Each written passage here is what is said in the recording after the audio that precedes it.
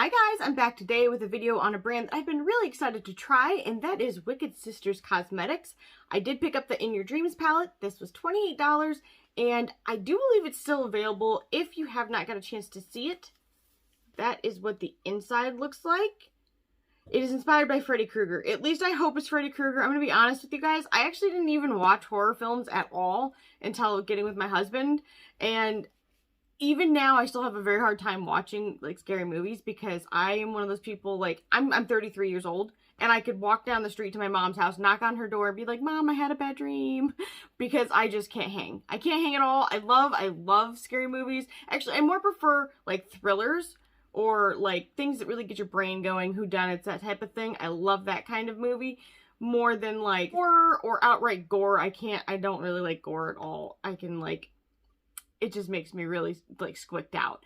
So, in any case, I wanted to review this for you guys. I was really excited about it because I thought that the colors were pretty cool. I know that we have a lot of colors probably already in our collections that are similar to these, but I am always looking to try, especially indie brands.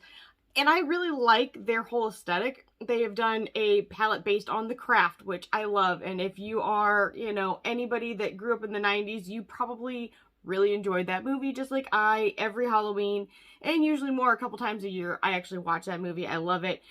They have a couple other themed palettes that are really cool, definitely worth checking out, and at different times they have sales, which is really neat. I think they just celebrated their 3rd birthday or anniversary, however you would like to distinguish it, and for that I'm really excited. Happy birthday, happy anniversary. You guys seem like a really great company. I did reach out to them a couple times and talk to them before I purchased, and they were really helpful because I have a lot of allergies, and they were quick to answer, and I can really appreciate that about a brand. One of my biggest pet peeves is a brand that does not have customer service that cares about responding to their customers' questions, because I don't want to have a reaction, and for that reason I did not use the glitters that are in this palette because I just can't tolerate them. I will swatch them for you guys. I'm even a little hesitant to do that because I did have another allergic reaction. Are we at all shocked? It turns out I was taking Allegra. I thought it was helping, and then all of a sudden the last few days I've had like rashes, and now it's a full body rash. And so I did a different look on each eye. I actually wanted to show you guys because despite this being a Halloween themed palette, I think this really would transcend fall to winter very nicely. This to me is a very fall inspired kind of look, and this to me is kind of like your cranberry toned Christmas look. I've got a little bit of the green right here, and so I kind of think it's really versatile for that, which I'm into because I love a warm tone palette, but I also want to be able to use it in other times of the year and get the most use that I possibly can out of it because I already have a quite large collection. But that is neither here nor there. I want to do some swatches for you guys. Then I'm going to do each of these looks. If you're interested in seeing those, just keep watching after the swatches.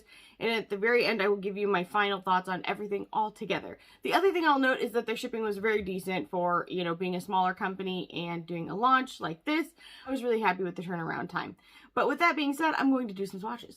So I'm going to start with the top row and go left to right, starting with the shade Nightmare. And that is kind of a slightly satinish black shade. Worked really, really nicely. In fact, I could go back in and pull more. Maybe I will. In reality, I didn't really need to.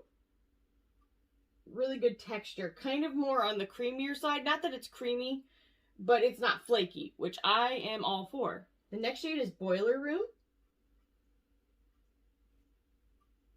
And this is kind of almost like a blood red shade. It is fairly dry, but it worked really well on the eye. Bubble Bath.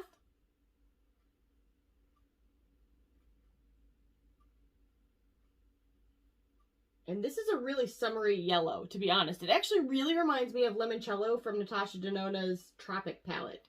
Like, they're probably extremely similar. It's almost like a silvery lemon shade. The next shade is Crop Top. And to me, this is a true pumpkin orange. This is Prime Time. Guys, you need to be careful when dipping into this. It's like touching, I don't even know. It was so soft, I immediately ruined everything in the pan. So be careful with that. This is the glitter range. I feel like swatching it out like this is probably not the best way. I would probably dab my finger into it and then spot it on, to be honest with you. This is like a red-orange glitter particle. It feels terrible for me, but I'm, again, very sensitive to glitter. It's called No Sleep. And it's kind of a yellowy green undertoned beige tan. I really like it. It's probably one of my favorite colors in that shade. It's like a khaki shade. That's what it's like. It's called Coffee. This is a really nice kind of dusty brown red, actually. This is the shade Sweater. And it's another green that, again, reminds me of a shade in the Tasha Denona Tropic palette. It's not a true metallic, in my opinion. It's more just a higher than satin finish. Headsets. Nice rust shade.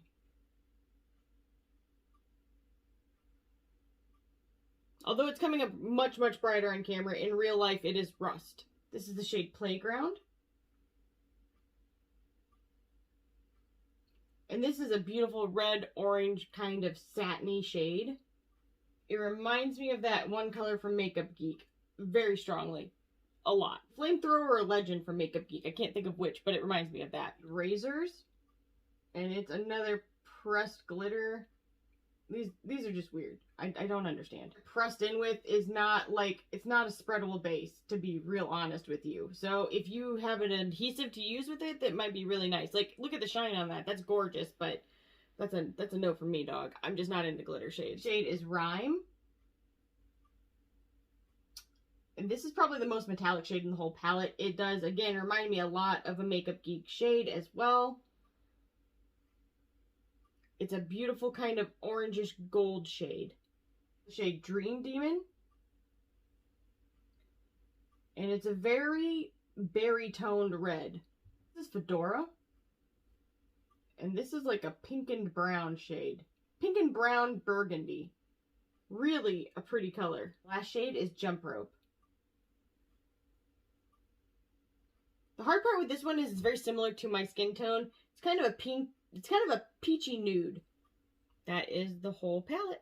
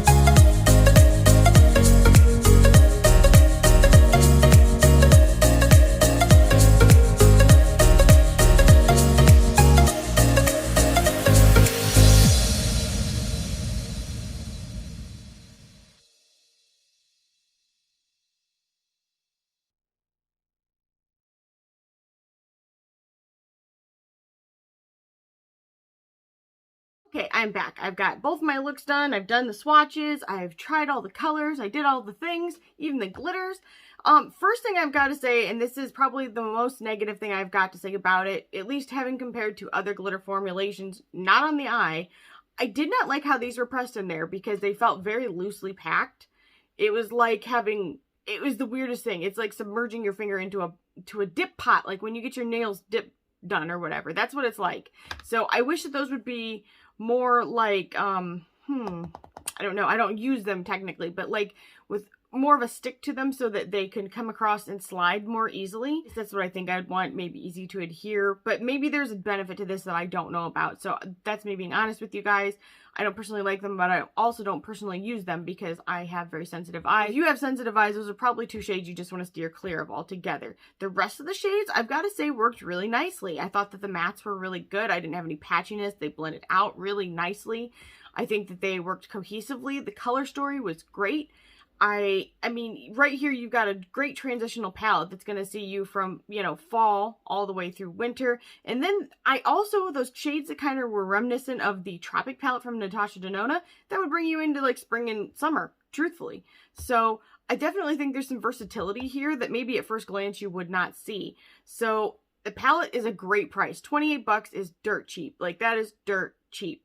And their shipping was really good. You're supporting a smaller brand, and it is definitely worth checking them out. And if you like Freddy Krueger, who I think this is about, boy, will I be embarrassed if it's not, then it's an even cooler thing. It maybe even would just be a display piece for your like Halloween section. So my thoughts are, if you haven't checked them out and you were wanting to, it's worth picking it up. For that price especially, oh my goodness, snatch it up, give it a shot. The metallics, well, the satins aren't like super metallic, so that's the only thing. But if you aren't necessarily put off by that, because I still think the finish on them is really pretty, you know, I would say it's more comparable to like a Charlotte Tilbury kind of soft finish.